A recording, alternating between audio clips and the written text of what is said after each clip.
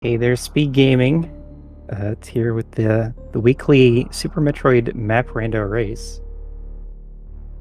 And today we got some strong runners featuring Bressingham on the left, Fat Scott on the right. So we're going to have a good race for you today. And we'll get to show off more of what map rando is about. And then with me, we have special guest Matto, lead developer of map rando. Hi, everyone.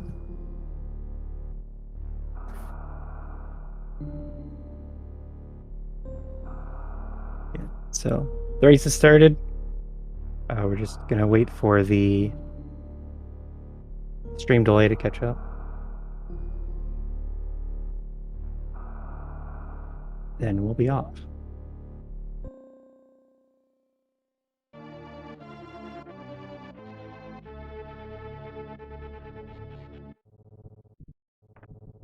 So is this the Dread Samus suit? Yeah, both runners. Yeah. Purple ships. Both runners going left. Okay, my tracker. Super attack. Screw attack can unlock the gauntlet entrance up there. Mm-hmm. So the wall jumps up the left side are like generally a tricky thing to do. But like it's something you can be expected to know how to do in hard. But then because you're always starting at the ship, it often comes up. So for map rando, you want to be really good at it.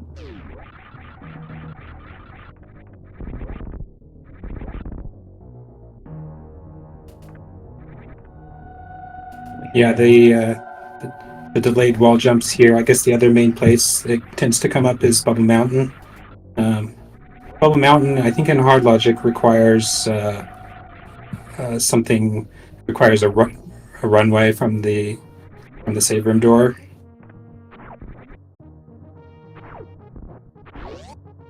I must have these backwards. It's Scott that has space jump. Okay. We'll get it worked out. But so far we got 2 E-Tanks and Super Pack. So that's pretty good initial miners. The game feels a lot nicer having E-Tanks. It's like one of the main things that makes the challenge difficulty more challenging is that you have to play a lot of the game without having any E-Tanks. And it's just hard to go for long stretches of time without making big mistakes. Yeah, on the settings being used here, the randomizer tries to place an early E-tank on every seed. So basically, the first opportunity it can, it will place an E-tank. So you should be able to at least get one early on. Okay, so right now we have a trick that is being patched out for the next release. And that is the wall jump up to the top left peak in Everest. A lot of the time it's not intuitive that you can make this jump because you have to do the jump pretty well. And so if you miss, it could just not look possible. Right. I think we've seen a lot of players get stuck on that in earlier races. Yeah. But There's then still also a a lot lot of of the time, there's just nowhere else to go. So you're forced into learning it. right. There's still a lot of places where even after the upcoming logic changes, you could be required to do a jump like that from an air room into a water room. But I think they're in general a little bit more lenient jumps where it should maybe be more intuitive that it should be possible. Yep. And jumping from an air room into a water room is one of the key parts of hard logic. And it's also something that doesn't really come up in other randomizers. So you're not really aware of it when you first play. It is very interesting that can happen. And another thing that's maybe a bit unique that we're seeing here with Map Rando is that morph ball might take a while to find. So you get some interesting scenarios, some rooms that you might think that you can do until you realize you don't have morph. It's another thing that takes some time to learn. Yeah, dash and Varia are set up so that you get morph at either the Blue Brinster morph location or the Ceiling E-Tank every seed. I'm pretty sure there's settings where you don't have to do that, but it's just how those matches are run. But here, we let them do a bit more without morph. Yeah, and Rando also has different settings for that. If you play on the default settings, Morph Ball will be prioritized. It won't be quite as early as in the vanilla map randomizer, but it will typically be on one of the first 2 or 3 steps. But this is tricky settings, which allows Morph Ball to be treated basically like any other item. So it will still tend to come fairly early because morph tunnels are often something that blocks you from progressing, and the randomizer will just have to give it to you. But you will get some seeds where it may take a while. Yeah, in these seeds, morph still tends to show up pretty early, like within the first 10 minutes. Pretty much every time. But if you ever play a seed where it's set to appear really late, then it can just really slow you down, not being able to go through morph tunnels.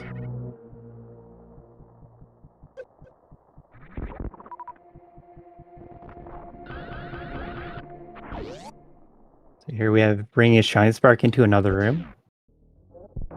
Very powerful technique. Didn't accomplish much in this case.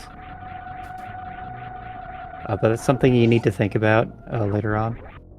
On hard difficulty, the Shine Sparks into other rooms aren't going to be too complicated. And then also, there's a lot of leniency in like how good your movement needs to be while holding that Shine Spark.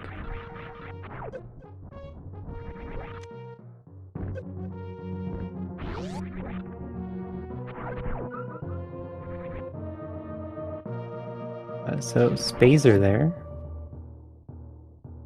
What's your take on Spazer? So Spazer, along with all the other beams, is a filler item on these settings, and so it's often just there as a convenience. There are scenarios where it could be required for progression. I think the one that comes up most often, I guess there's mini crate hallway. Sometimes if you don't have any other ammo, which here it doesn't apply, both runners have missiles and supers, and then there's getting up through wreck ship main shaft from the bottom. Of course, you would have morph for that. So Bressingham has morph now. Yeah, Bressingham also with the power bombs. Waited to get power bombs before doing going through the crumble blocks to get that Spazer. Doing the quick drop that Fast Scott did is not in logic, and that's because it's an instant soft lock if you mess it up, and those really aren't fun in races. So they've been limited a lot in what's expected by logic. Mm-hmm.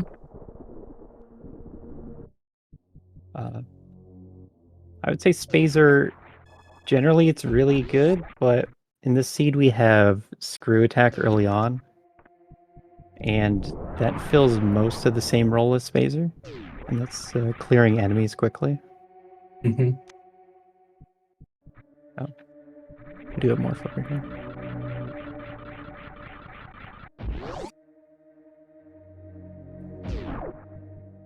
Yeah, so early on in Mac Rando seed, you tend to stick to criteria and clear out the area around your ship.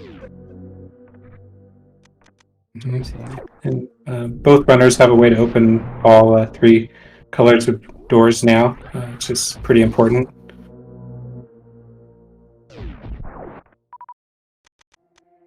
Yep, early on we also collect majors are collected more quickly, and then also the various ammo types.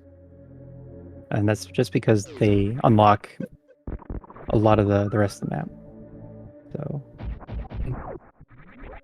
And that's part of the reason on these settings the randomizer treats all of the ammo types along with tanks as filler items, meaning that they will be just scattered around randomly, which means there's a high chance you would be able to run into them early. It's in comparison to like more difficult settings like challenge, where they're treated as like progression items, where the randomizer might not give you your first power bomb pack until very late. this is our first map. Let's see. I see a lot of heat leading into Norfair, so we want to avoid that. And then I think Kraid there is sequence breakable. If you're gutsy. It looked to me like East Ocean is over there. Yeah, that's East Ocean. So you would have to do that use space jump and a very tricky jump out of the water. With the speed, you could do the Shine Spark strat. Mm-hmm. That's where you like space jump through the chute and then do a Shine Spark after. That's a fun one to do. But then you also have to think about the way back, and getting back is actually the hard part. You would have to do a let's see.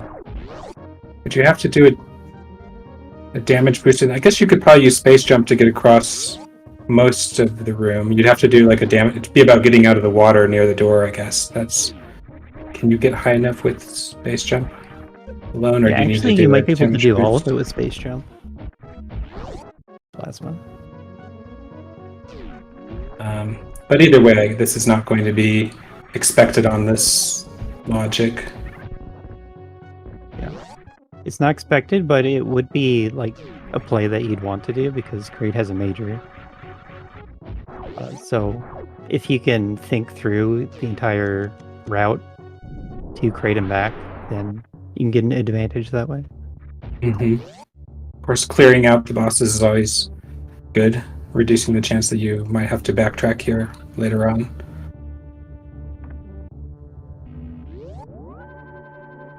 Yes. Looking at the overall map, we have Meridia and Norfair attached to Criteria, so it's very likely that we come back through here at some point. But you do need to keep track of your bosses. Bosses are the objective.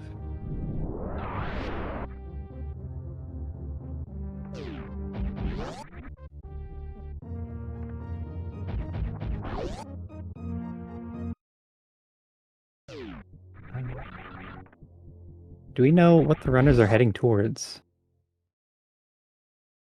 Like, is Bressingham heading? Is this East Ocean heading into? Yeah, it is. It looks like. Oh, okay. Not sure he wants to do that. Right. So we were talking about space jumping over and also the Shine Spark thing, but those are not at all obvious. So it's kind of likely that neither runner is aware of them, those strats. That's just because there's so much knowledge to know about map rando. It's like so many unique situations that can come up.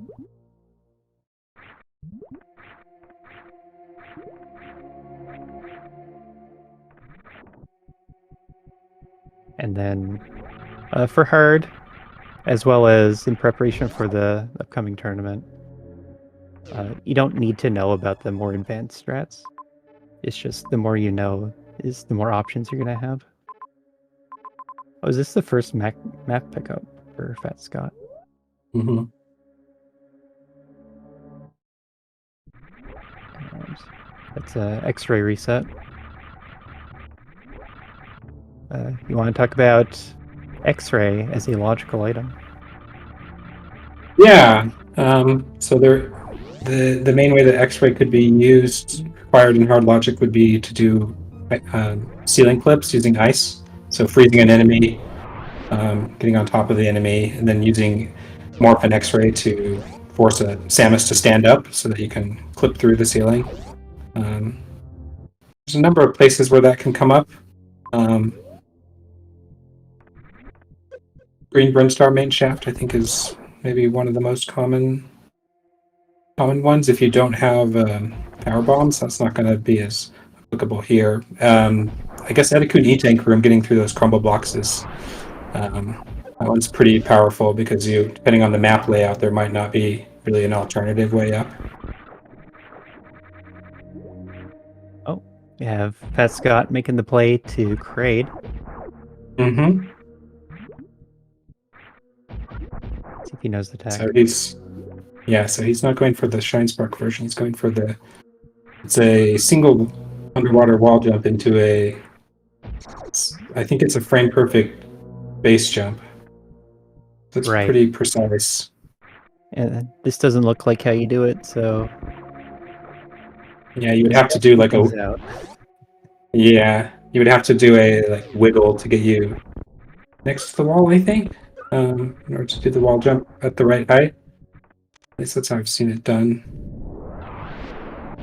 You don't need to do a wiggle, but you have to be next to the wall at the right height.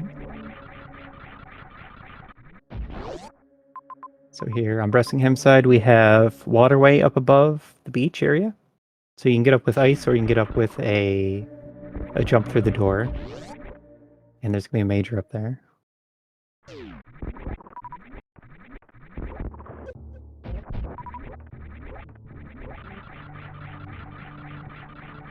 Yeah, this one is actually possible to do with just plain old standing below. With depends on the room that's below, but with this room below, as long as the platform is close enough to the transition, you can just jump and hold right through the transition to make it on up.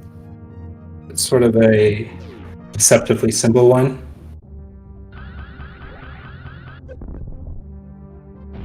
Okay, and we'll see what is here in waterway. Do the traditional Shine Spark up top. And we get a spring ball. Mm-hmm.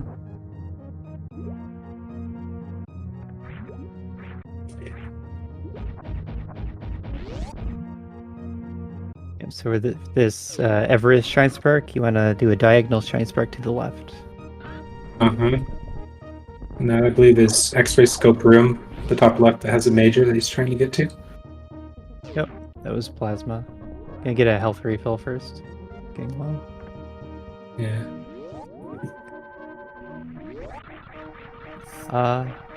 So we're looking at Mission Impossible Major on Bressingham side, I think. Mm-hmm. And I think it is possible. It's a lot of heat damage. He had 2 E-Tanks earlier, and that was kind of sketch. But with 3, I think it's possible. And then the thing is that if you leave Meridia, then you're kind of going to Norfair, and that's really far away. So you could either get the item now or not at all.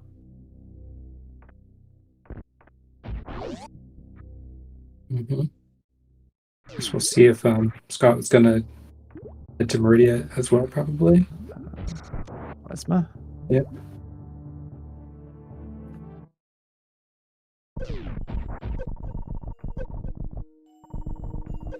On Bressingham's side, there's Batu and E-Tank in between the 2 big heated rooms, and that has a really good farm spot. And then Ice or Spring Ball each are enough to cross the room. Mm-hmm.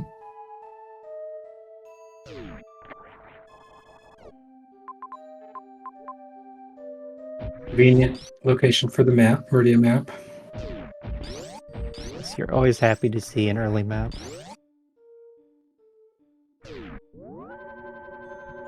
These get long when you have to really hunt the map down, or if it go through a spiral of rooms.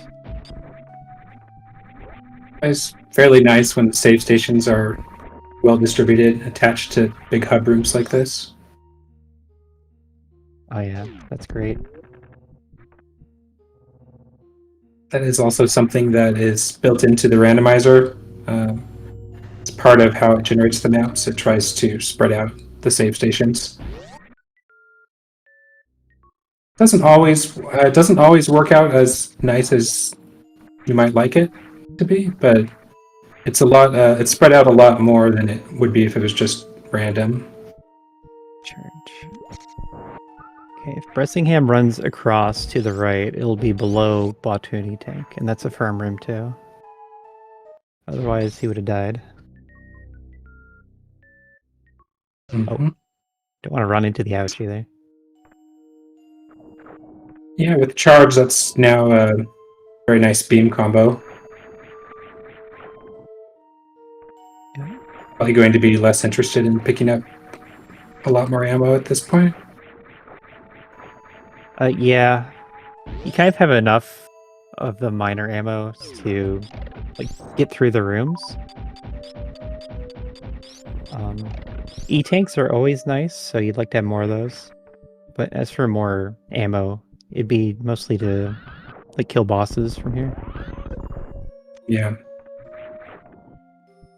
Yeah, and especially with no Varia suit yet, Ridley is going to be a major thing to think about. Yes. Well, actually, I'm focused back to Kraid. The options are Key Hunter Stairs and Kraid. And Key Hunter Stairs is always scary. It's just 3 E-tanks. Then Kraid is East Ocean, and I don't know if you can predict how well you can handle those rooms with a spring ball. Screw attack is a nice item to have for getting through the Key Hunter Stairs. A lot less risk of taking a hit, which with this amount of health would probably be certain death. I didn't see why Breast needed to reset charge.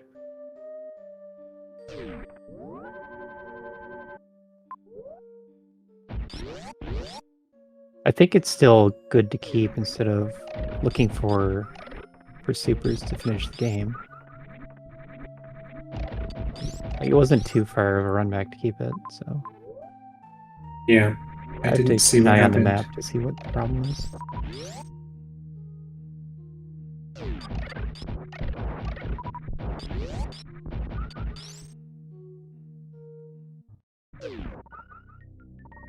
But you do want E-tanks. E-tanks look like progression right now.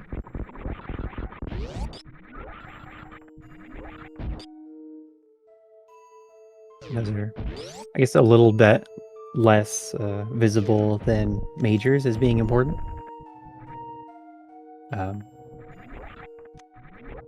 But on hard settings, you're always going to have to go through huge rooms. You kind of always have to go through water rooms too. It's set so that you're not likely to find a suit early.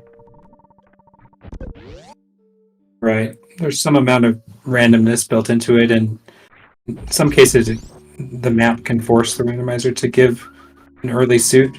It will generally, most of the time, it will try not to. So it'll usually prefer giving tanks over giving Varia early on in the seed.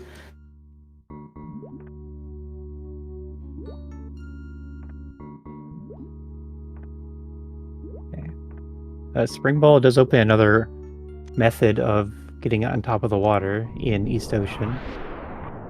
And that's if you do a very precise run speed Spring Ball jump. And you get that precise run speed by turning speed off when you're at jumping. Then another way is to freeze the pancake, but that's also pretty unintuitive. And that's all ways that are not in logic. Looks like Bressingham's going for it. I don't think he got the right run speed. Yeah, this is a trick that's taking advantage of the weird properties of how speed booster affects your jump height. If you run using 7 tiles of runway, which corresponds to like the maximum speed that you can reach without speed booster, then you get a spike in you get an unusually high jump. So you can see right there is like not getting the jump, but with just a slightly different amount of speed, you can jump like over twice as high. Yeah, if you haven't seen it, you should look up the graph for speed booster jump height without high jump. Yeah, which this Very one, funny. if you try to just hit that spike directly, it's pretty precise. It's a 2-frame window to get the right jump height, which is why it would make sense to use the trick of unequipping speed booster and re-equipping it. But that's a bit of a obscure technique, probably.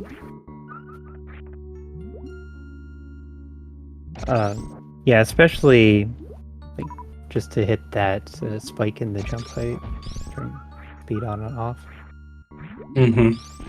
That's normally a tech that's in expert logic, so 2 difficulty tiers above this. But again, gain to crate is something that you want to do.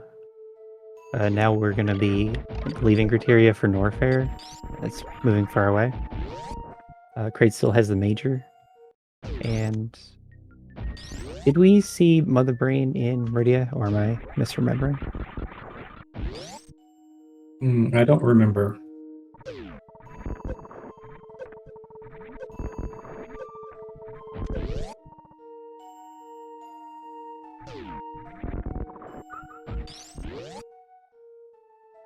But so far it looks like Pat Scott's making it out with this charge beam.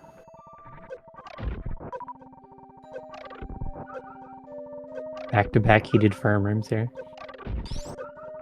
Just separated by a wall. Another farm room.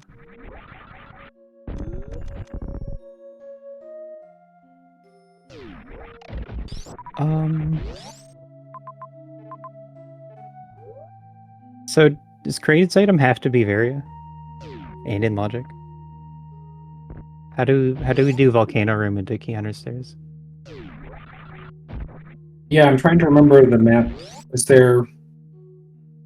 What was left of the Hunter room? Was there any way to farm in between those 2 rooms? Well, he's going for it. Yeah. The room to the left is another long heated room. I guess we'll see the room to the right here as well. This is not a farm room. He had a tiny bit of health. Some scraps. From the Boyans, right? It takes so much ammo to kill them. Yeah. But you use 3 power bombs, you can kill them all and get a few small energies.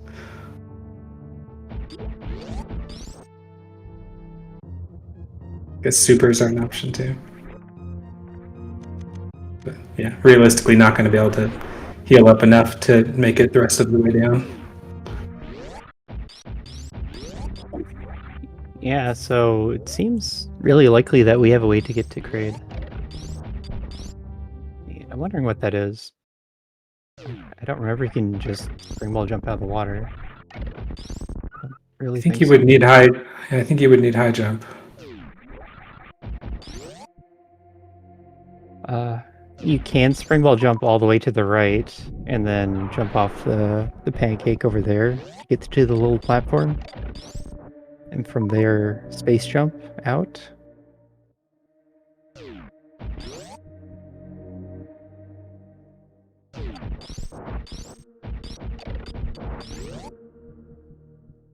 The logic is really complicated. There's Did we see? This is a. Okay, I like what Pat Scott's doing. He's gonna, yeah.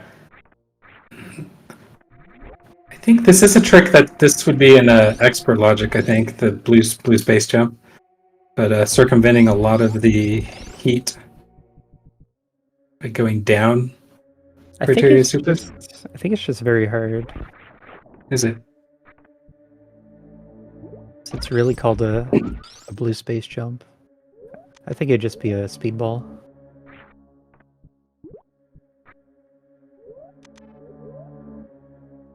But Bressingham is almost definitely going to find E-tanks down here, and then getting back shouldn't be a problem. Yeah.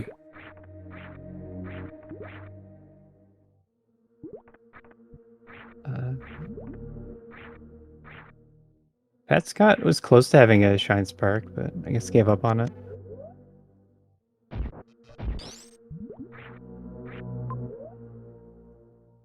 You make this with the spring ball jump? I don't remember if that's possible. Yeah, I don't think so. I think there's a reason that we were excited about the spring ball bounce with speed. Bounce, yeah. If you Well, had a respin, you could do it. Use the respin into space jump. Of course, we don't have respin on these settings. No. I'm sure no one's accustomed to playing with respin. So, it also feels a little different from other implementations. So getting really close to getting that shine spark. You can also do a horizontal shine spark to reach the flag very far right.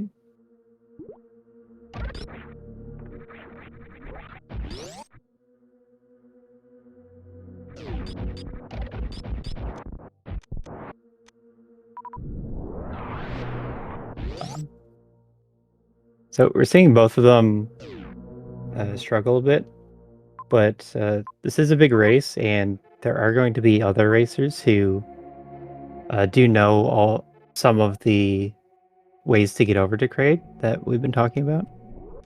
And so as far as the overall race goes,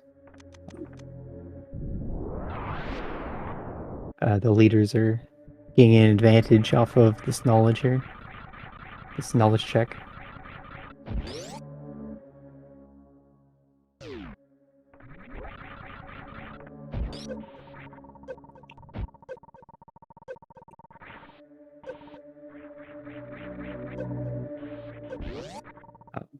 Also showing that you need a lot of practice with map rando.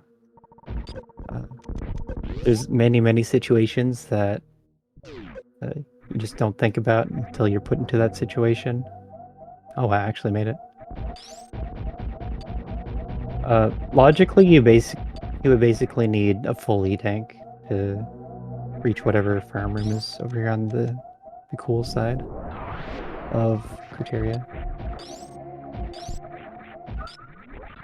So what Pat Scott's doing is not the logical path.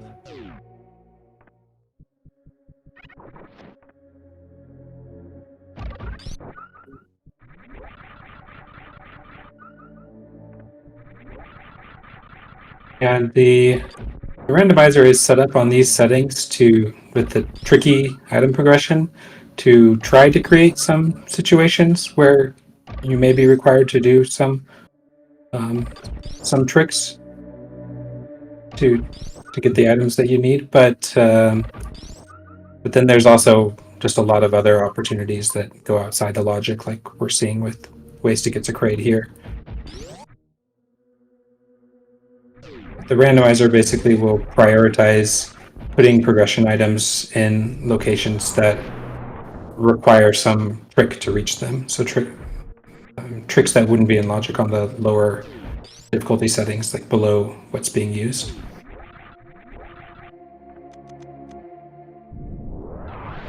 Yeah. And then the tricks that are above hard difficulty are just ignored or treated as not something to think about.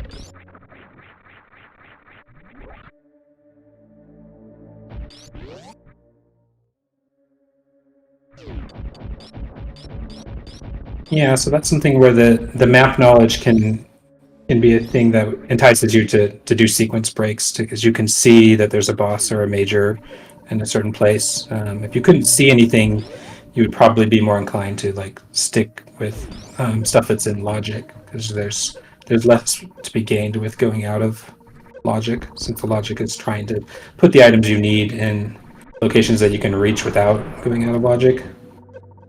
Let's reset bombs. Bombs are here in Aqueduct. Effectively in the same spot. Fat Scott picked up a reserve tank on the left side of Criteria, but has lower health currently.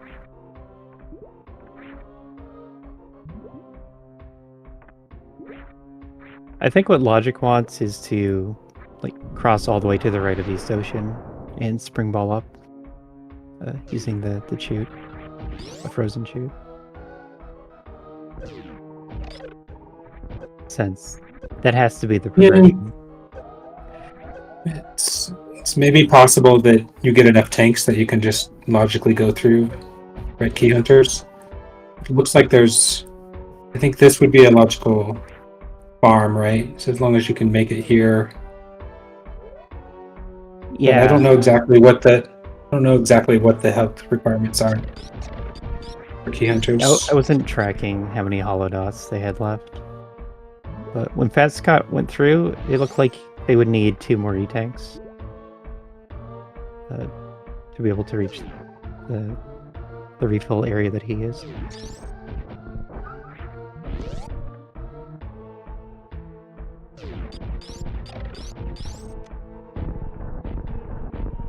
It's a classic gate glitch through Green Hills. Oh, we got a map. Nice.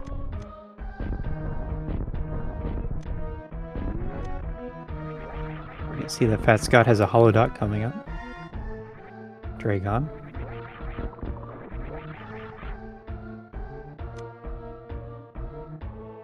Supers.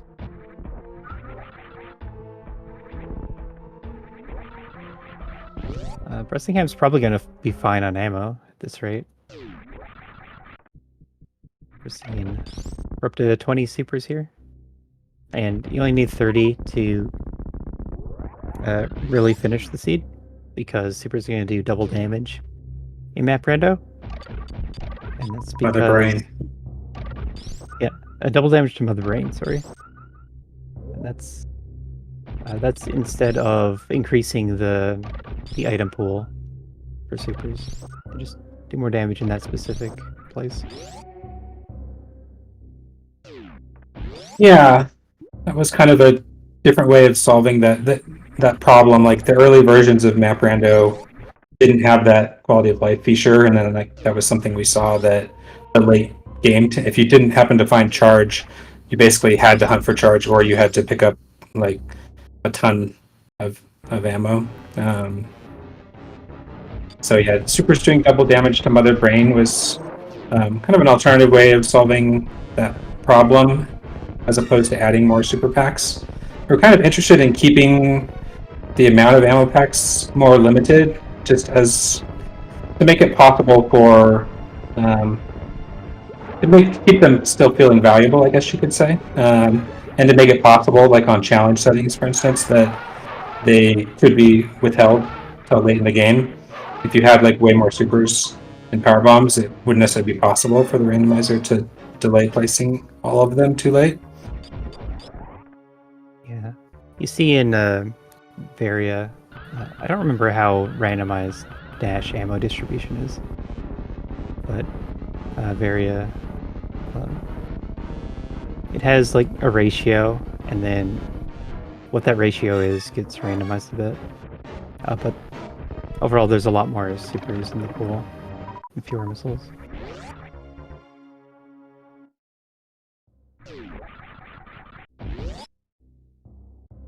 So we are at minute 38. So throw up some commands in chat and follow the runners. We have Bressingham on the left, Fat Scott on the right. Both very experienced Super Metroid randomizer runners. Still learning how to play map rando though. And it is a learning process. Then here on crew, I am Aussie101, and with me is Meadow. Follow if you want.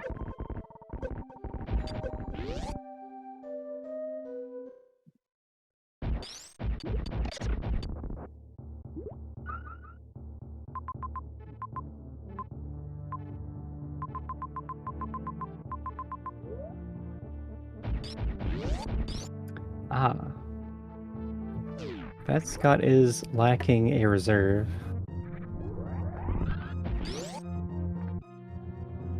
And Bressingham has bombs. Tracking's hard. There's gonna be a lot of reset majors.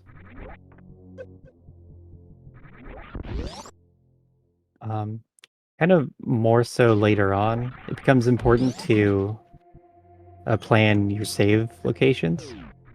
Like you're gonna want to save often in Map Rando, but when you're looking for the final bosses, you want to also plan resetting like large amounts of map to save on room traversal.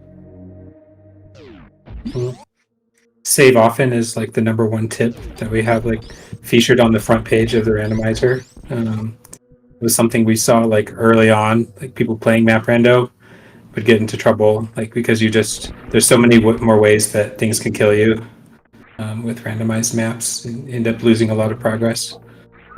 But even in situations where runners who are very experienced and don't, aren't necessarily going to be at risk of dying, still very useful to save as a way to reset, warp back basically to a location that you'd rather be if you explored and didn't find what you want down a given pathway.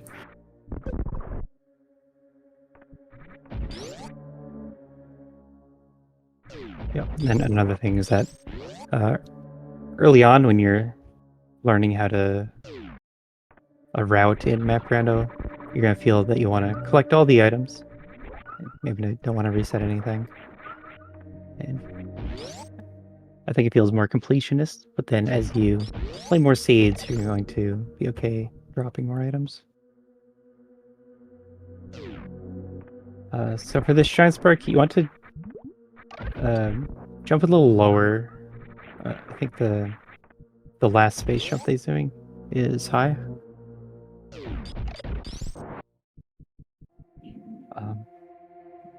But that'd be to diagonally Shine Spark out of the water directly.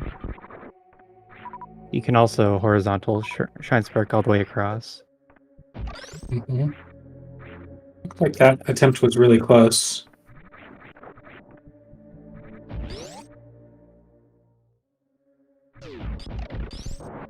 Check tool break room.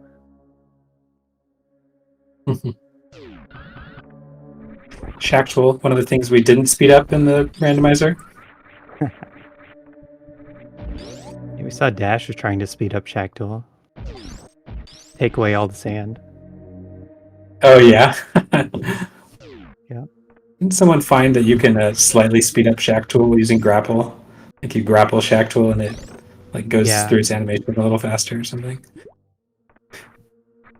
Yeah, when you grapple enemies, it like stuns them briefly, and then they get like delayed very slightly, and that like reduces his like the radius on his tunnel claws, and that speeds him up a tiny bit.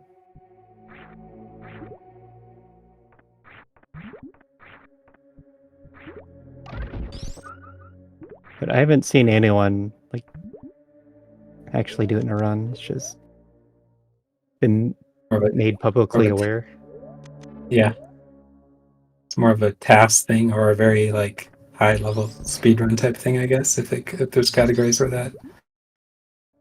I suppose it would have to come up in 100%, wouldn't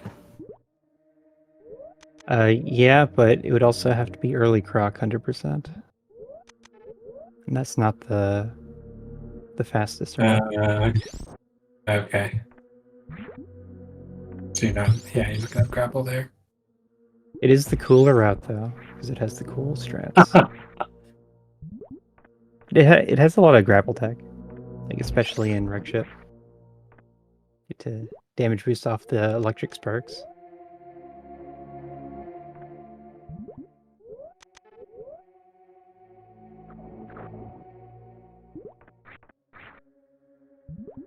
Bad Scott trying anything and everything. Really wants the crate kill and the major.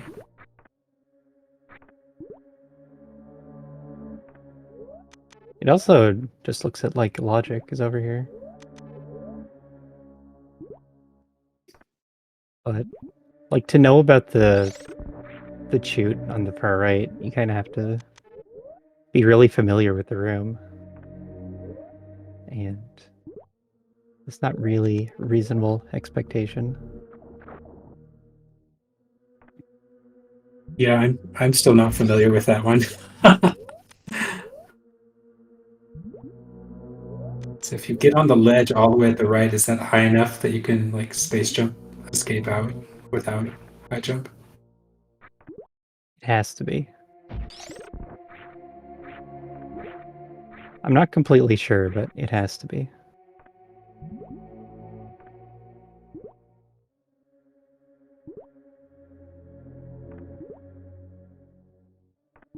We have a boss kill.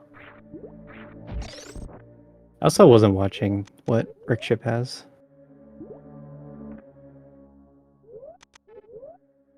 Something here, Croc Escape. There's high jump.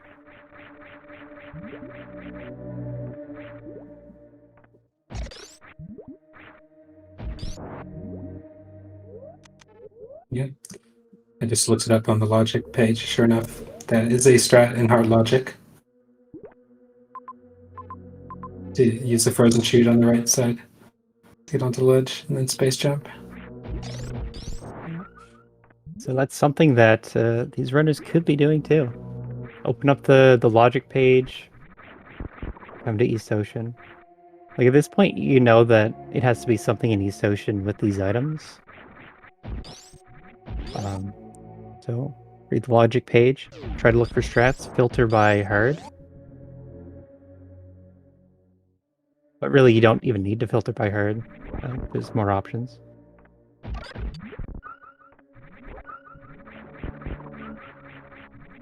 I don't actually think using the chute as a platform is that easy either. You have to freeze it on the right side of when it's floating down, and it's a bit of a tricky springboard jump.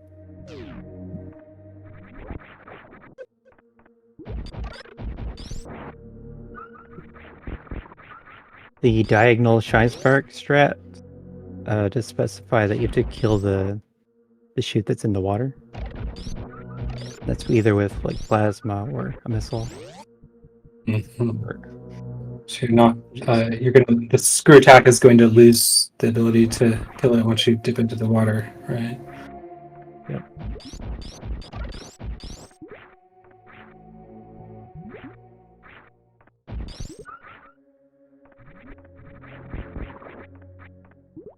Yeah. Pescott trying to figure out this room, trying to stay in logic. But Bressingham is the one who's making progress here. Only found another E-tank so far. I'm expecting more items. We have high jump. Let's track that.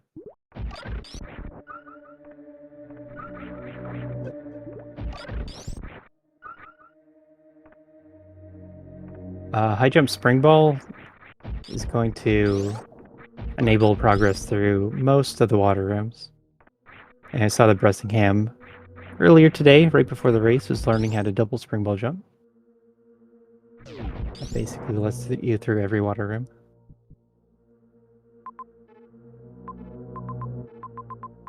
Yeah. Another thing we can see on Bressingham's screen is the little bit different color scheme. That's what we call the area-themed palettes. So everywhere that's in the Norfair area is going to have a little bit of a red-tinted Norfair-themed palette. It's just one of the options in the randomizer to create a little bit more of a sense of coherence within an area. And of course, in a actual Norfair room like this, it will just look like it does in the original game. And in certain rooms, like refill rooms, just aren't recolored at all. Yeah, I was going to try to make an effort to bring in someone who's running with a different tile set. Show off some mosaic. Mm-hmm.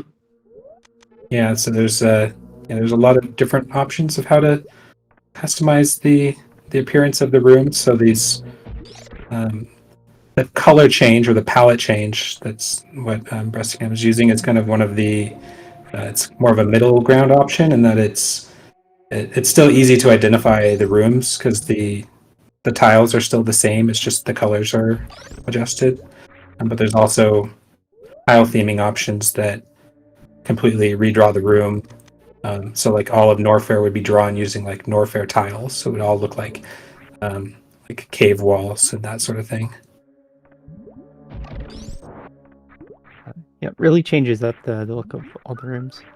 But for like racing purposes, like having different tiles everywhere is going to really throw off your cues and hinder your strats to the rooms. And so probably similar to why they're using Samus-based sprites. Like you're gonna play less well if you have too much customization on. Yeah.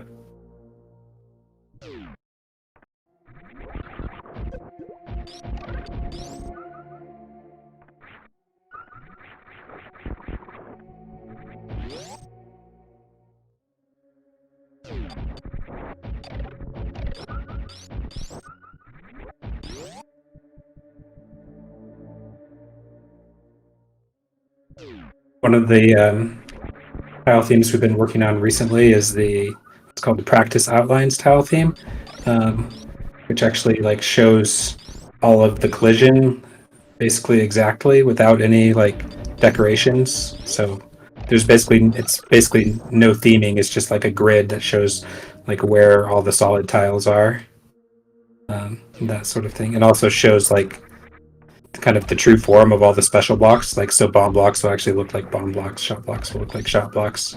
It's kind of a idea is it's something people can use to practice, like how to learn learn what all the tiles are actually in a room, because there's a lot of things you that players maybe miss from just casually playing the games. Yeah, like even if you've played the game, like as you said, casually played it through, maybe not find everything or just forgot what some of the things are. You're not going to know where every special type of block is, so that'll help you. Yeah. West Ocean. I remember West Ocean is an example we saw all the time of people weren't aware of the shortcut through the maze on the left side of West Ocean, or weren't aware that you could go through it without bombs, because there's actually two different paths down there. Yeah, and that's actually significant because like bombs, you might not have it, but it could expect you to go that way. Yeah.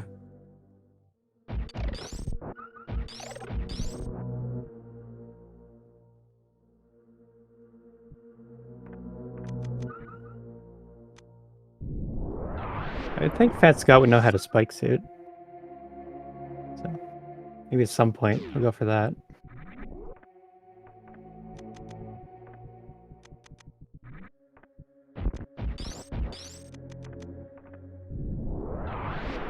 Yeah.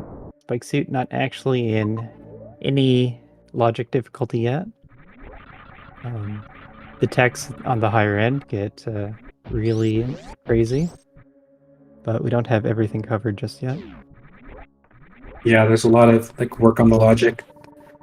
Kyle B has been working on encoding a lot of checking a lot of the strats. It's just a lot of, you basically have to go through and check every strat in the game, which there's like about 10,000 of them, to see if you can do that strat while carrying a flash suit, or see if it needs any extra requirements in order to be able to carry a flash suit through it. So it's a pretty big effort. And then you have to encode all the setups, like the spike suits and whatever other setups there are for getting a flash suit, and applications of like places you can use it. It's like everything else in the randomizer. Every like strat is coded by hand. Yeah. Like we started with the in-room strats because those were kind of self-contained. Then moved on to through door strats, and now we get to the carry state across the whole map strats. Yeah. Yeah, and then of course you also run into challenges with, there potentially being no limit on how far it might expect you to carry a flash suit, and that can create a lot of difficulty for the player if you have to carry a flash suit across the whole world and not lose it. We've thought about possibly adding if we're going to have logic settings that could require flash suit. We've thought about adding like quality of life that would allow you to like save with your flash suit and keep it when you load your save. As a way to make that maybe more reasonable or make it scale better across like distances that you may have to travel with it.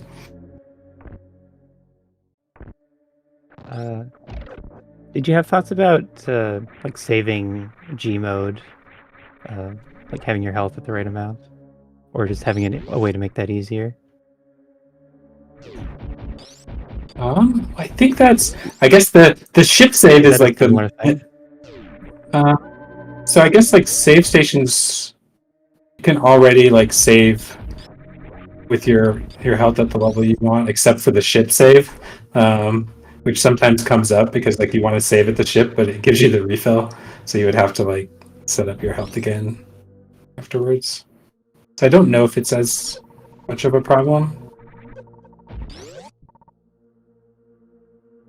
It mostly depends how far away the save station is. Yeah, for retry. it is something we've thought about in general, is adding like actual like save state functionality inside the ROM, kind of like the practice hack has, which is, it could be useful. Like obviously you can play on emulator and already have save states, but there's a lot of ways that we could improve on the functionality by integrating it with the randomizer. Like you could make it so that you could still retain your map progress. You could make it so you don't make it so it gets cleared out when you use a real save station, so that you don't like risk accidentally loading a save state from 2 hours ago and losing all your progress. Things like that. You could make it so that it doesn't reset like the stats that show in the credits, like your death count and everything. But we have to see. I guess it's a question of like how much space it needs in the SRAM or whatever, like the technical limitations of if we can actually do it with the extra stuff that's already being added by the randomizer. But it's probably possible.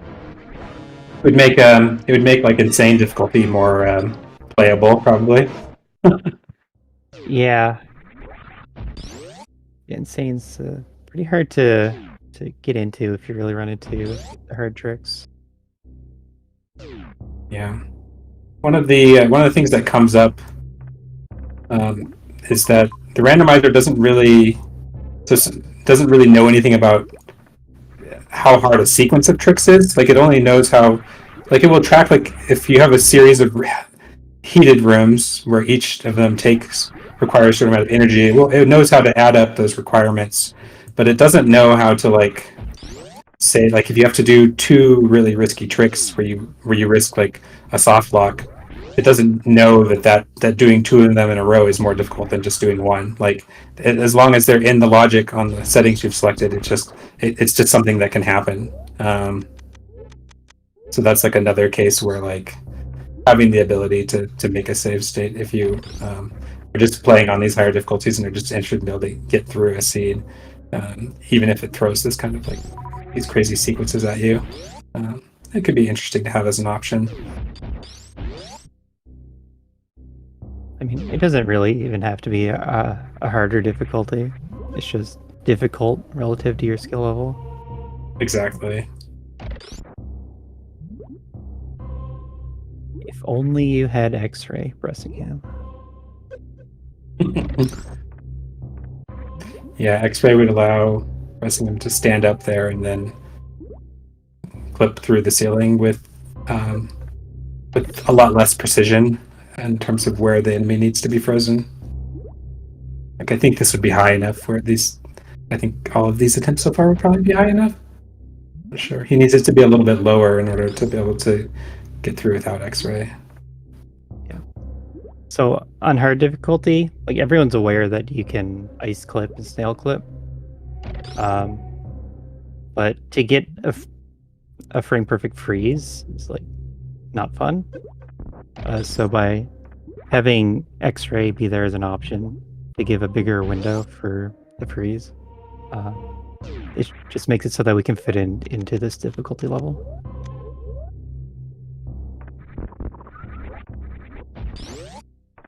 And they skip the X-ray. It's there for their benefit.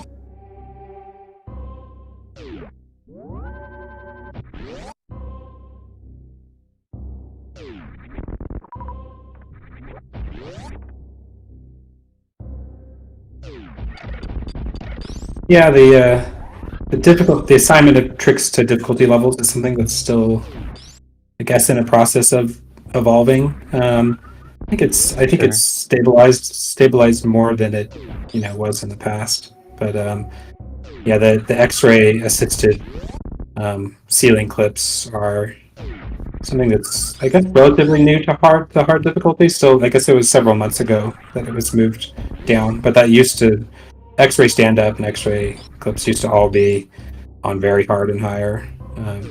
But it makes sense in hard difficulty as long as you know about it as an option. It's not difficult to do if you have Morphin X-ray. So like comparing it to tournament races of the past, you never see anyone do X-ray stand-ups as part of their ice clips or snail clips. So there are a lot of people that just aren't aware that it's going to help.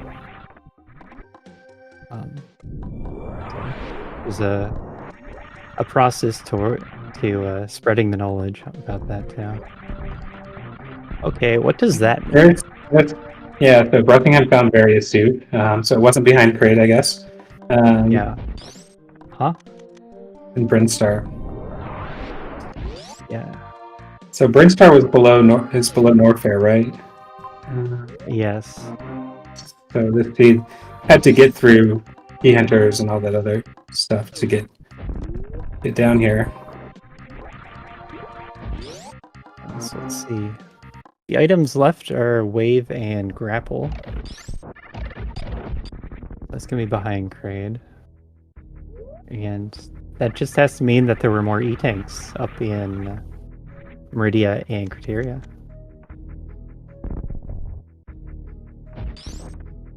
Because the shortcut through Climb Supers isn't in hard logic. Right.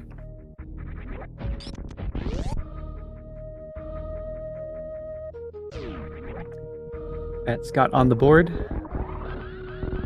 Yeah. That is one of the fun things. That was something that changed relatively recently in these settings. I think it was in version 1.12 that we changed how the item progression works.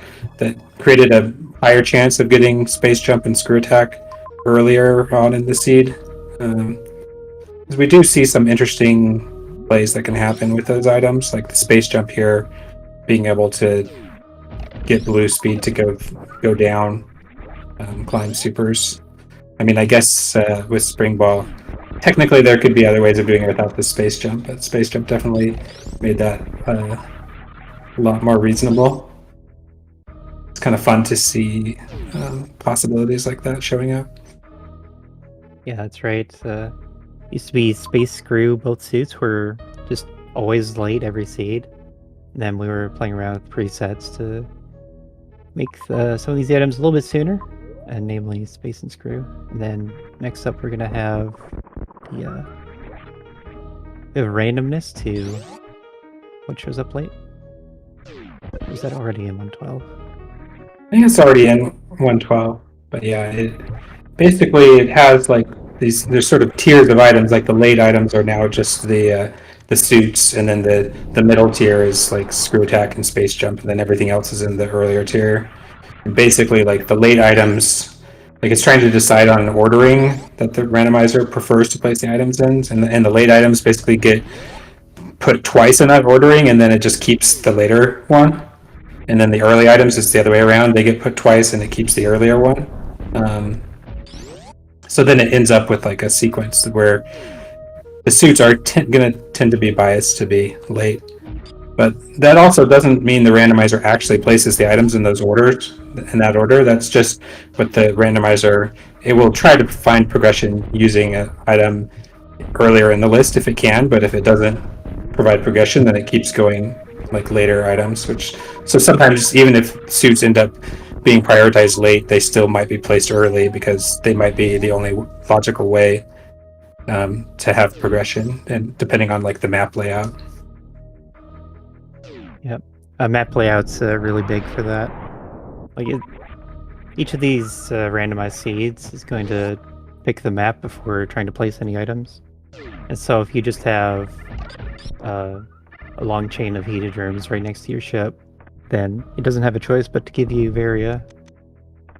Mm-hmm. And that's also part of the rationale for prioritizing suits as late items, is because they already tend to have a bias to show up earlier than other items because of how powerful they are for progression. So it's kind of nice to have a better balance and variety in the seeds to prioritize them late, and they will still show up early sometimes.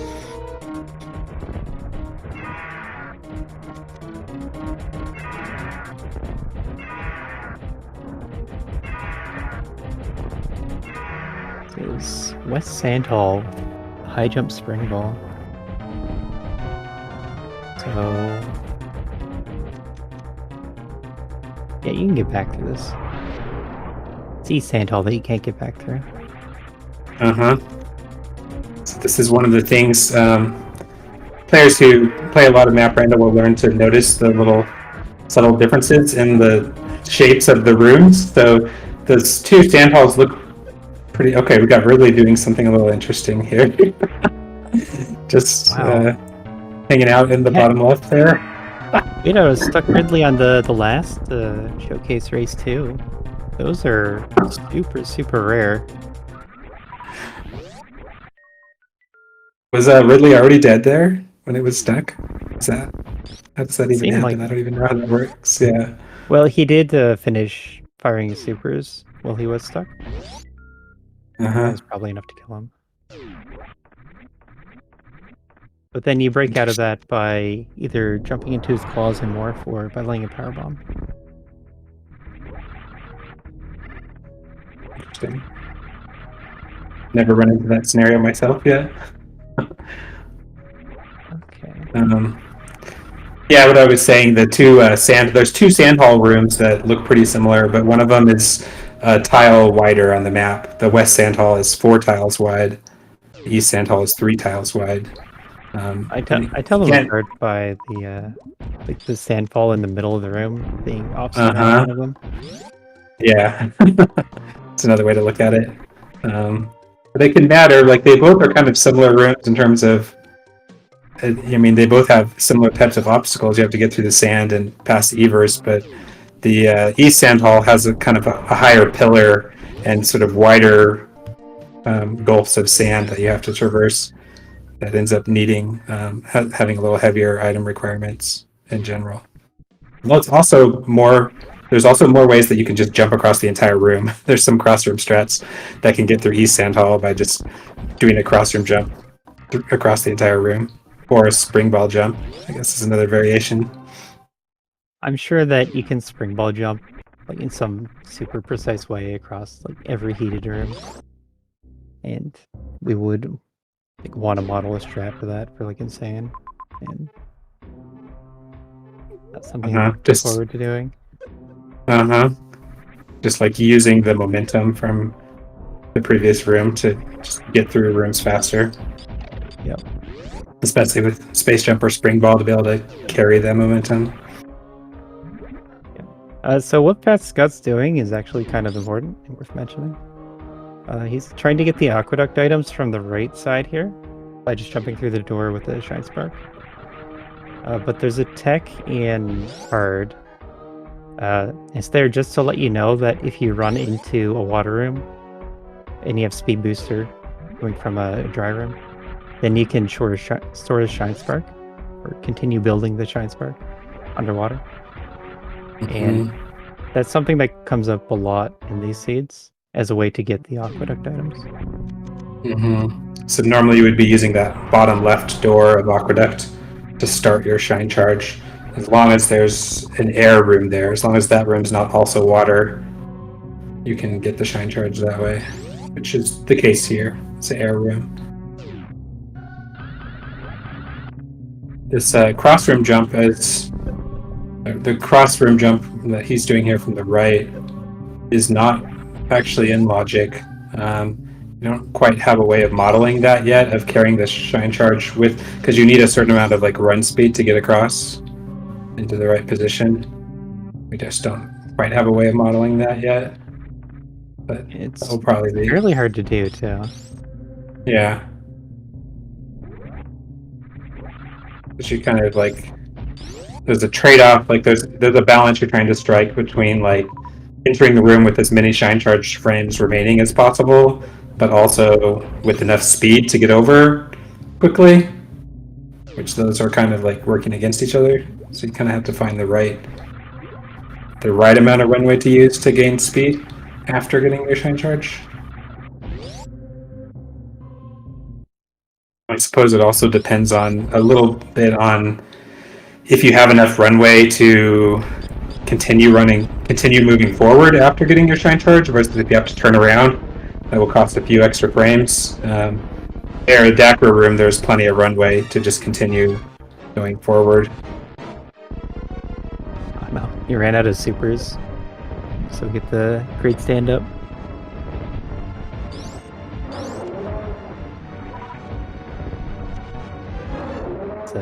It's a 20-second time loss.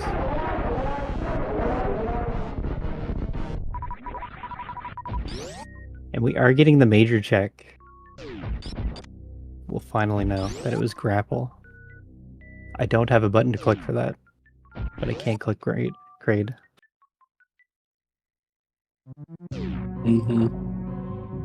One of the things about map rando is there's so many like elements to like so many things that will affect your final time that like making a mistake, like missing the quick kill, is sort of less impactful maybe than it would be in like, other types of races. Like there's so many other ways that you can save time, like or lose time, and generally like everyone is going to be making some mistakes.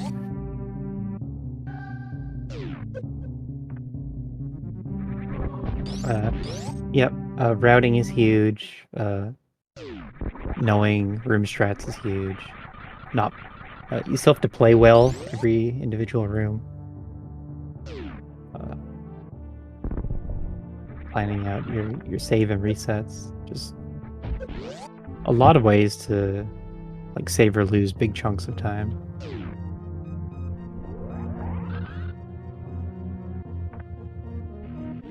So I'm having a thought about pressing ham and charge beam.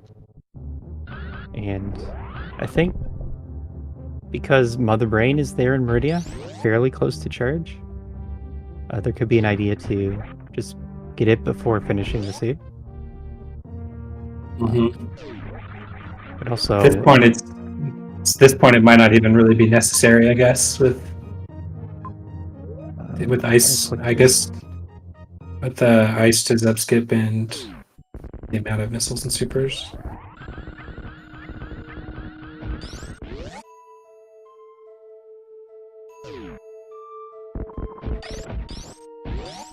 Yeah, it's about 40 missiles, 30 supers.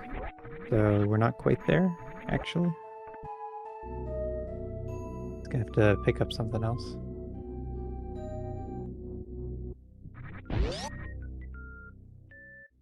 And then you always have to keep track of your ability to zeb skip.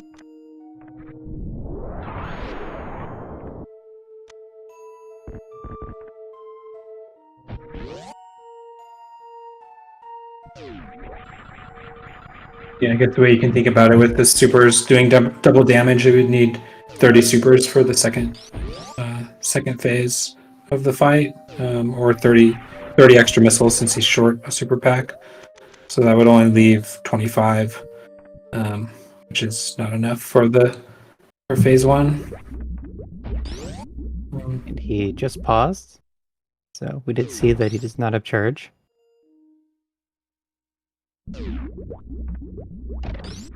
Oh, and here's the new boss gate that Map Rando adds. Since G4 elevator room is not on your path to Mother Brain anymore. So I had to put in some other kind of gate, and then this is tied to the objectives. And in this case, it is the 4 bosses.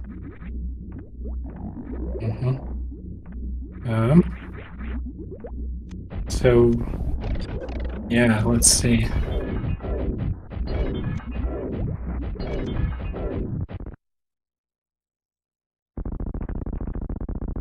Okay, so that is not enough. Not enough, yeah. I was trying to convert it to supers, but math failed me. I always convert the numbers to supers.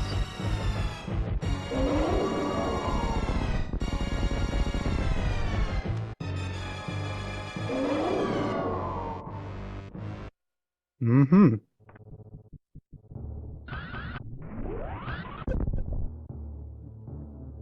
I don't know where the save is.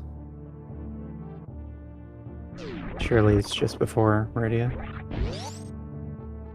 Yeah. It's just, yeah.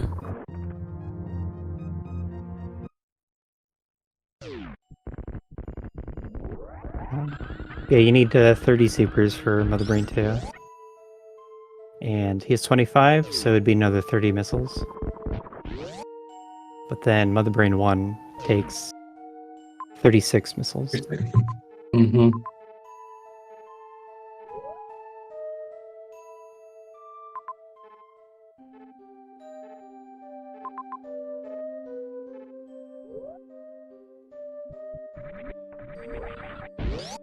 This time, though, it's still hour 16.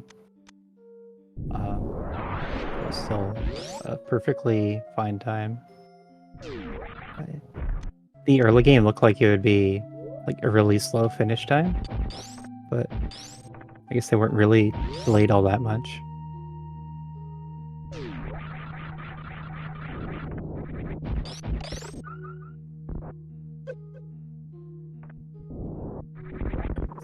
Yeah, I remember in the early days of Map Rando, we considered it pretty good if people could finish Seed in under 2 hours. And over time, that time has come down. I think it's pretty common, like an hour 15, to see people finishing. Yeah, I'm really happy that it has come down too. It just fits a lot better as a mode to be raced. Having these about an hour race times.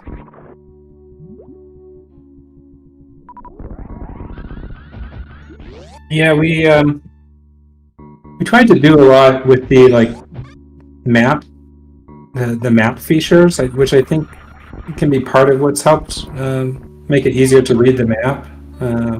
Like the way that heated rooms are identified on the map and water rooms,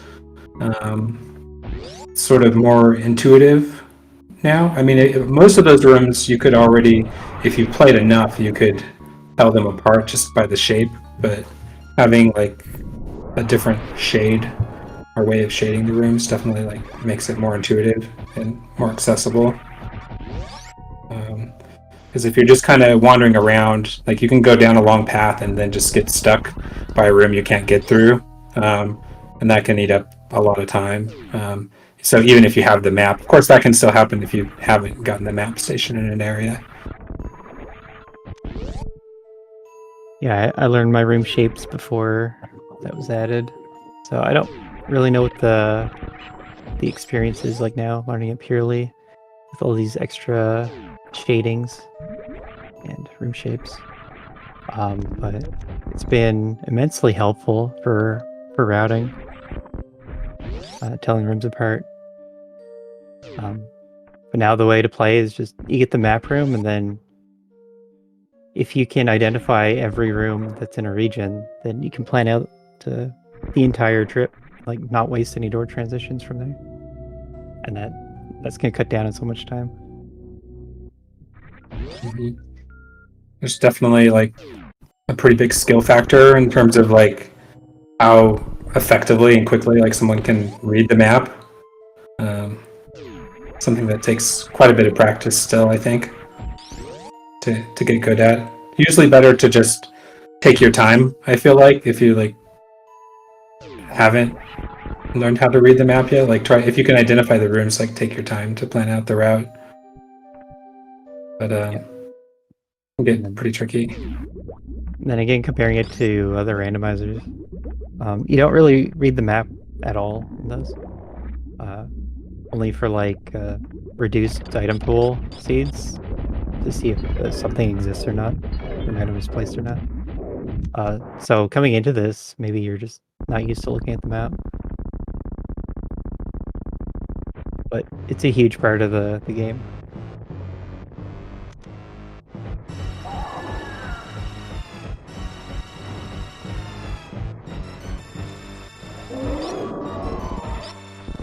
That Scott's still without gravity and the Dragon kill, I think.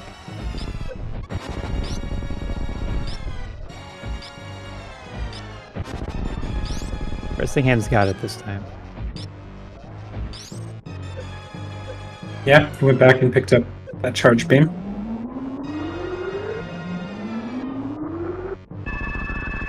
So, Quality of Life is going to let us skip Mother Brain 3. You just get hit by the rainbow beam and then we're into the escape. And I'll let you to talk about what's special about this escape, I guess. Yeah, so the escape timer is dependent on the map layout. So there is sort of logic for the escape timings. Every room has a timing for every pair of doors, and then that gets adjusted based on the difficulty level. So I think hard difficulty is adding about 40%. It's adding 40% extra time. So yeah, the escape is can be a little interesting. You have to kind of be thinking about it when you're fighting Mother Brain. Be planning your route back to the ship. There's some leniency. There's enough leniency in here that you can not have to have super precise movement or anything at this difficulty level, but you could easily fail the escape if you made a wrong turn. You can see there's not that much extra time here. And then also there's the autosave at the Mother Brain fight. But Bressingham's in the ship and it's gonna win the race on the restream. Yeah. GG. Congratulations to Bressingham, yeah.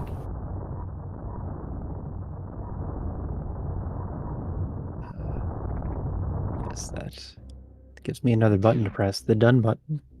We have a winner.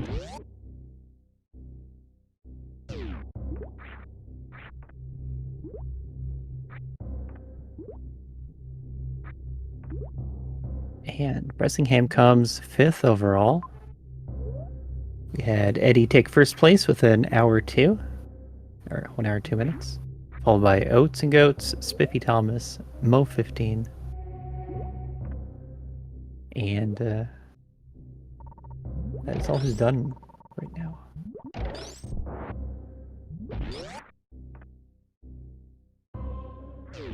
It looks like Pat Scott's heading up to Dragon here.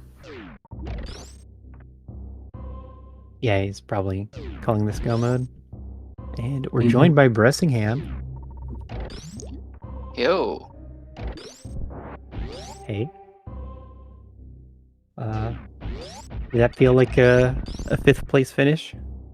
Did you enjoy how the sea went? Yeah, I felt like I had a lot of bad things that happened. But it seems like everyone, for the most part, had some issues. I got hung up on trying to do the East Ocean thing. I don't know. I haven't really practiced it. For some reason, I thought it was in logic. And then from that point on, I started dying some more. But then after I got sort of out of criteria, the rest of the seed seemed kind of clear. I thought I was going to need to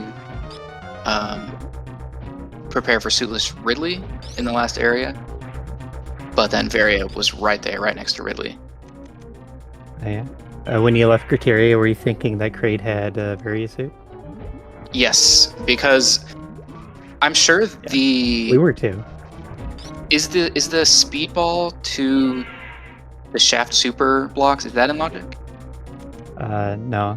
That's at least very hard. Okay. It's either very hard or expert. Because it was a really long hell run to get out of Criteria if you didn't do that. I was kind of scared about that.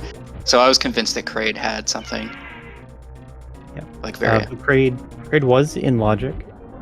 You go all the way to the right and you freeze the chewed enemy, the pancake, and use that as a platform to get onto a ledge.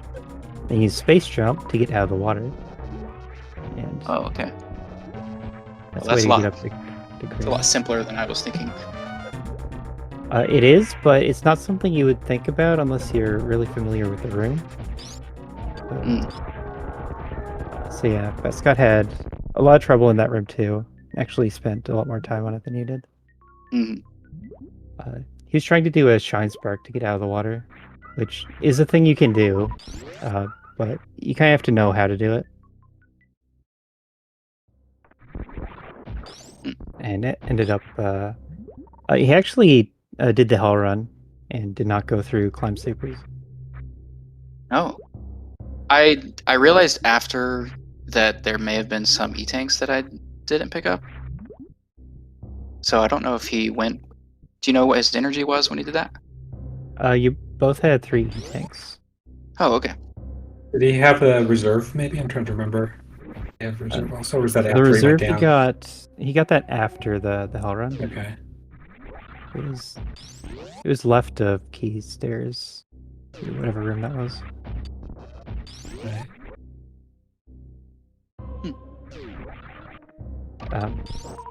Yeah, Logic, it just has to have more E-tanks, I think.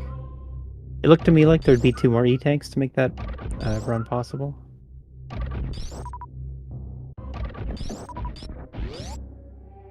I forget where Gravity was that Fat Scott missed that. I think he has a Dragon kill.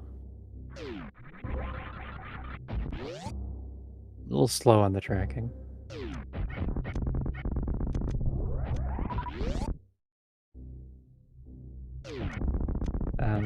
Yeah, you get Gravity pretty early into your dive into this lower section of the map where everything opened up. Mm-hmm. And he went straight to Varia, actually.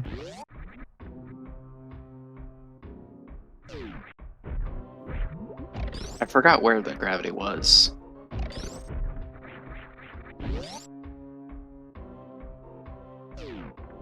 Yeah, I don't remember exactly where either. But I'm pretty sure he's decided to skip it.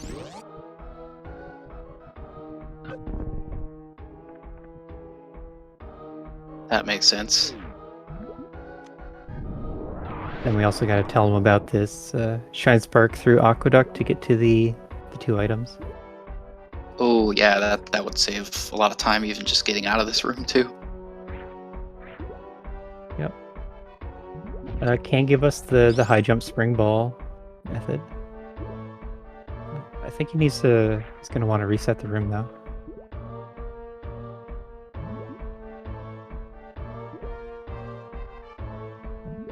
Snail's gonna go on a long trip here. But anyway, that was the big part of the race, was getting down through the big Key Stairs Hell Run and also East Ocean. How about you talk to us about Charge Beam? That felt that felt so awful. And I got it earlier, and I was like, okay, this is great. And then I realized that I couldn't escape. I don't know if I'm correct that I couldn't escape. I don't really remember why. Yeah, so why didn't you think you could escape? Fast Scout was able to make it out with Charge. Oh. I don't remember. Yeah. We weren't really paying close attention. I was convinced that I couldn't, so I'll have to look at that again. but it felt really bad, especially because like Mother Brain was in that area, so I know I had to come back last, and I couldn't keep the charge, so that just felt really bad. And then I came back at the end and thought I had enough. I was short on the ammo.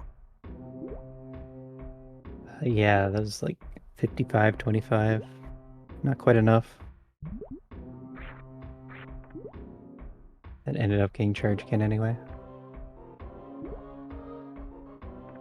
Yeah.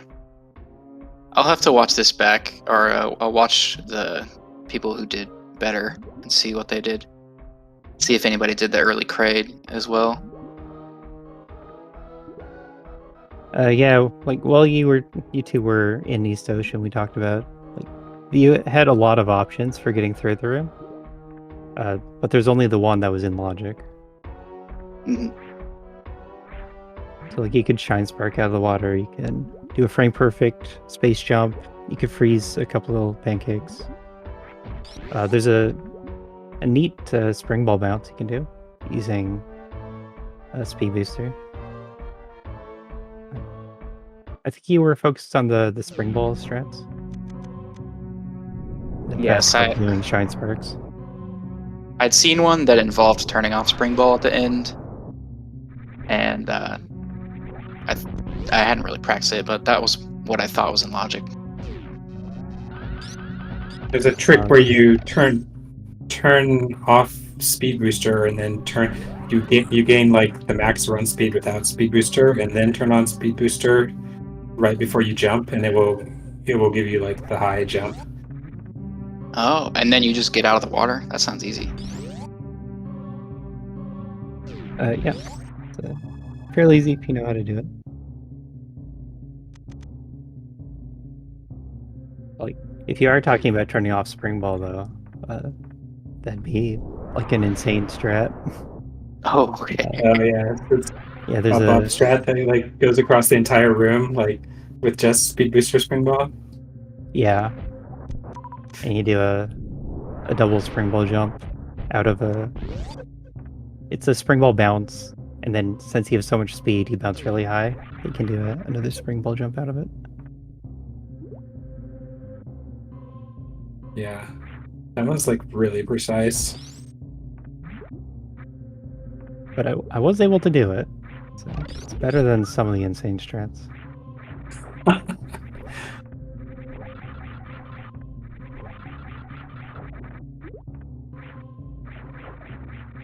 Yeah.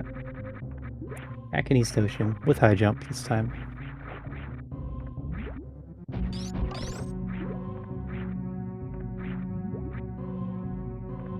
So, which pancake is it that you need to freeze that you were referring to earlier? It's the one that he just shot that's on the ground there. Okay, so the rightmost The one? very far right one. Okay. Yep. It jumps up and then it floats down to the right a bit, and you freeze it there. Then you jump on top and spring ball jump over to the right to the ledge. Okay. And from the ledge, you can jump on the water with space jump. Got it. And that was the logical way to get up here. But this was just grapple, and I didn't really see anything that grapple helped with. So it was all about those E-tanks that we don't know where are. Because crystal flashes are not in hard logic either. Something we didn't mention.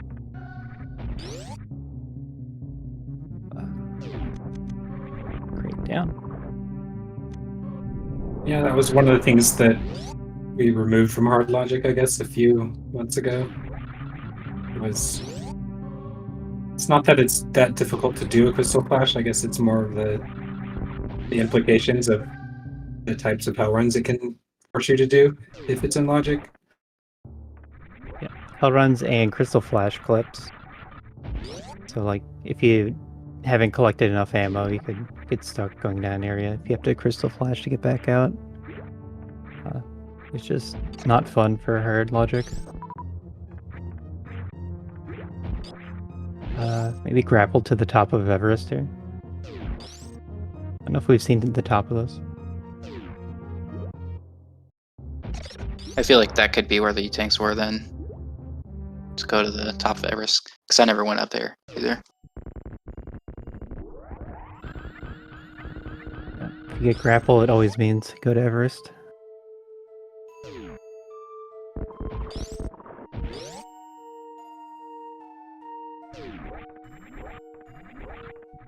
And we don't have a timer here. To hour 35.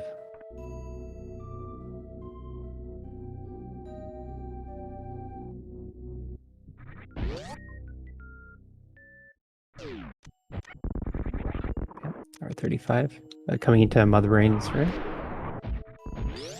It does have charge me. Kept that from earlier. So it should be pretty straightforward. And that's just into the escape.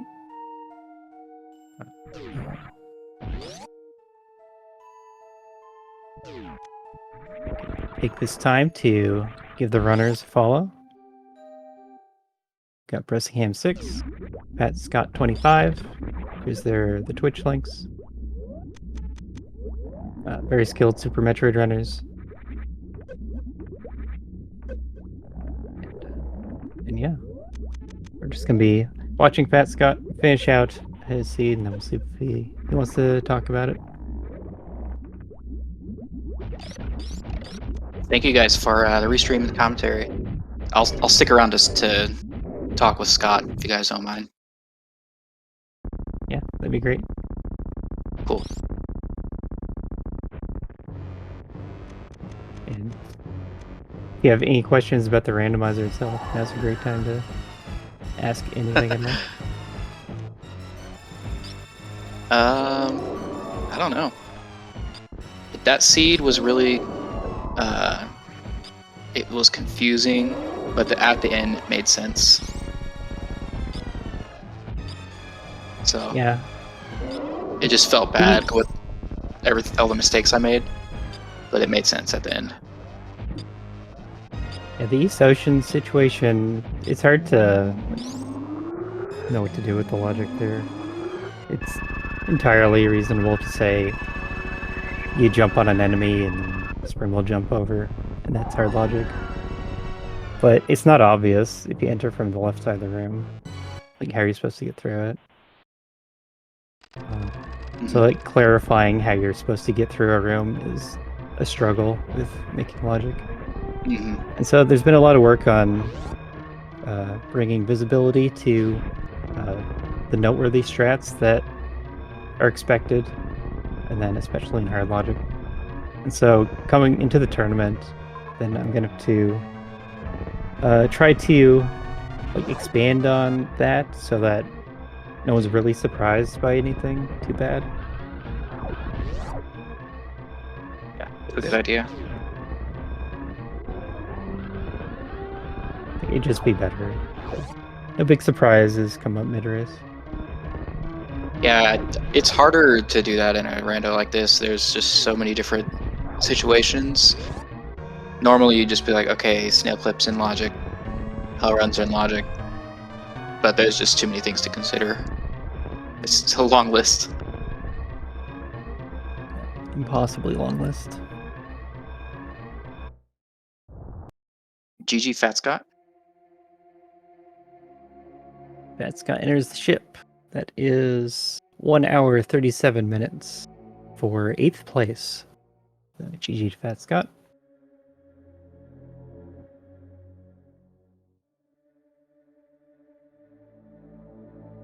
The bot should send out the Discord link right away. We'll see if he feels like joining.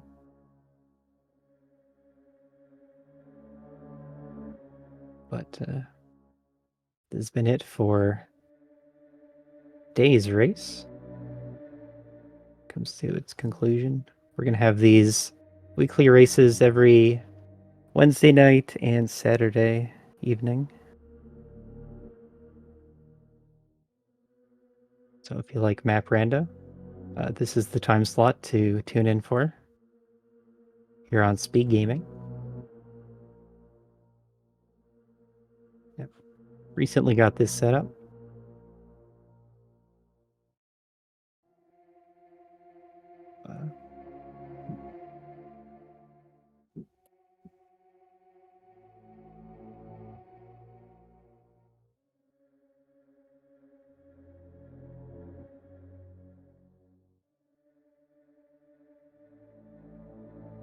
I'm really excited for this tournament. It's really exciting. All the people that are joining these races. This randomizer is awesome. I think people are just seeing how good it is. Yeah, So it's yeah, cool to see it like gain momentum here. yeah. New people joining the Discord. I guess the way I see new people is when they ask for the race roll, right? hmm And yeah, decently sized races, just every day, constantly. Yeah. I wasn't sure I was gonna join, but when I started getting like 5 race pings a day, I was like, okay, people Yeah, are people really hyped want to for this. race. Yeah, Yeah, it's really cool seeing people excited about it. The more we see people playing it, the more like I don't know, the more we learn about it of how to make it better. Still, like Eddie was, I think Eddie was the one like when he started first playing Map Rando, like he was the one that suggested like being able to keep the map tiles after you die, oh, um, wow. which Yeah, was that's a huge thing. that was a really good one. Yeah.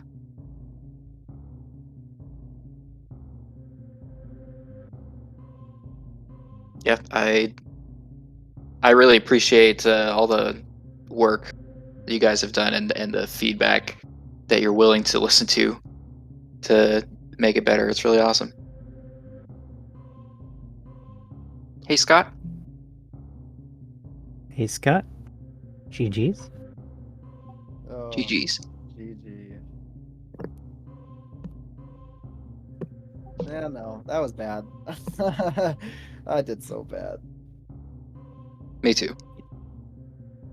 Yeah, bit of a For the life of me, tricky early game.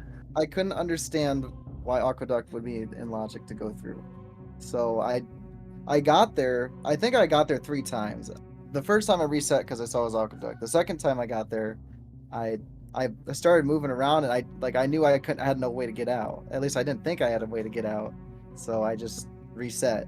And then I thought I must be missing something because I couldn't see why. Like I had looked around the map multiple times at that point. I knew that there was nowhere else to go except Norfair, but I had no easy way to get to Kraid to see what the major was there. So I just didn't know what to do. Like I didn't even get stuck in a hell run. I knew I could get there. That wasn't even the problem. I didn't understand that I could just keep going and that Aqueduct would just let me through eventually. I guess. I Right. don't know.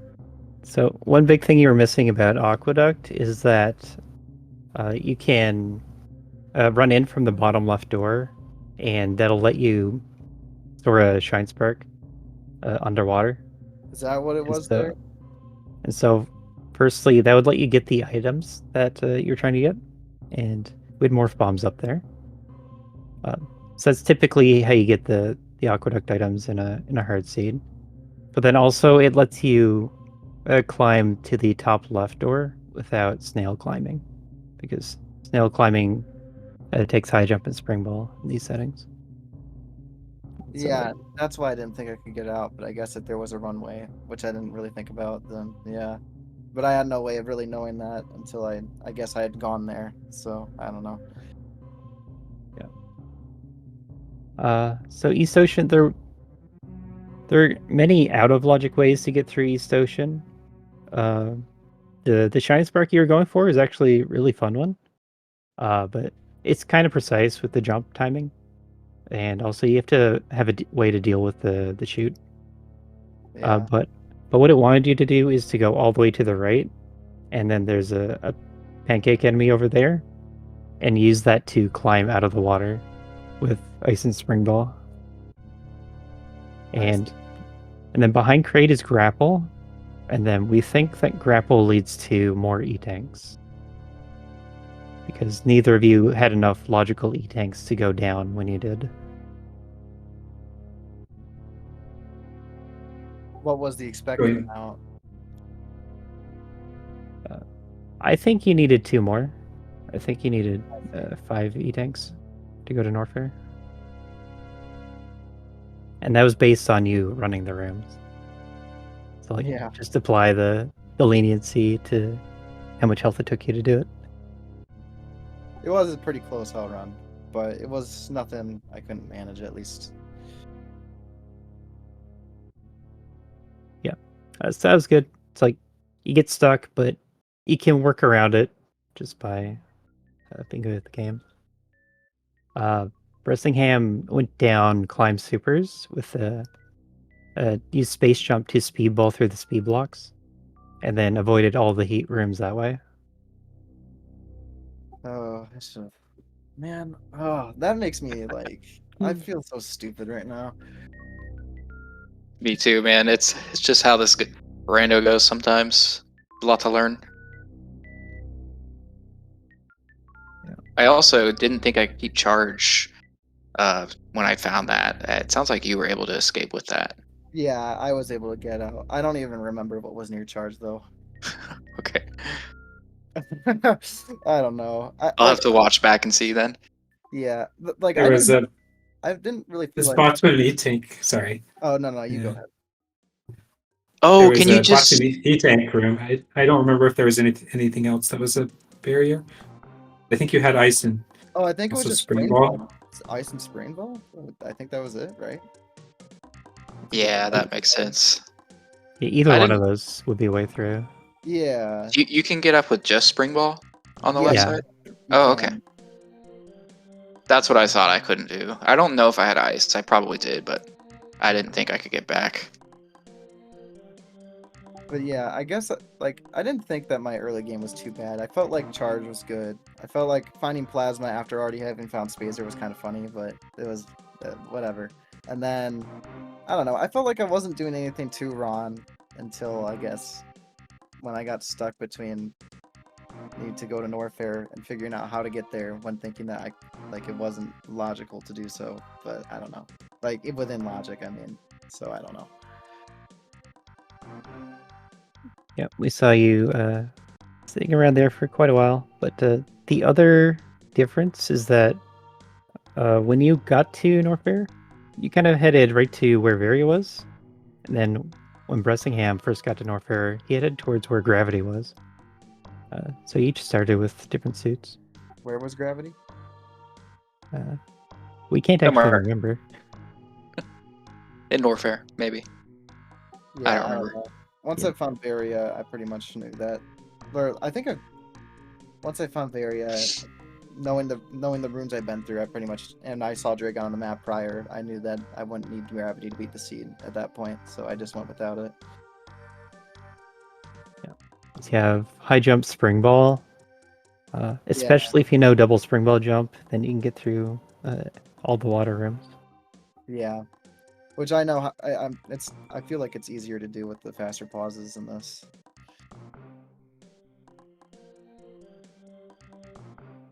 Good. It's an important thing to know. Like Map Rando is bringing out the need to know the more difficult and the more obscure tech that maybe not everyone has had a need to practice before.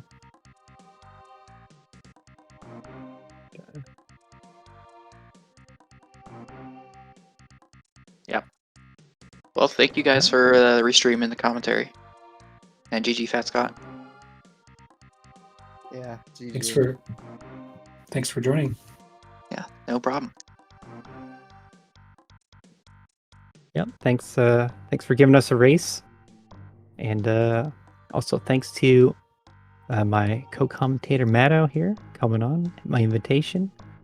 It's been fun having you here talking about Map Rando. It's been fun. Yep. And with that, we can close this out. Shut the stream down for now. I believe there's a follow-up something on this channel later on. Busy days here at SpeedGaming. But with that, see you all next mission. Good night.